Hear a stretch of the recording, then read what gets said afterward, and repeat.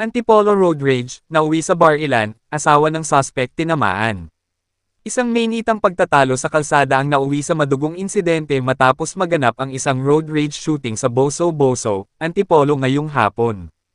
Ayon sa ulat, nagkaroon ng sagutan ang dalawang motorista na humantong sa Bar Ilan. Sa kasagsagan ng insidente, nabaril ng suspect hindi lang ang kanyang nakaalitang driver kundi pati na rin ang sarili niyang misis. Nahuli na ng mga awtoridad ang suspect habang dinala naman sa ospital ang mga sugatan upang mabigyan ng agarang lunas. Sa kasamaang palad, isa sa mga biktima ang binawian ng buhay dahil sa natamong tama ng bala. Patuloy ang investigasyon ng pulisya upang mabigyang linaw ang buong pangyayari. Paalala sa lahat ng motorista na panatilihin ang hinahon sa kalsada upang maiwasan ang ganitong trahedya.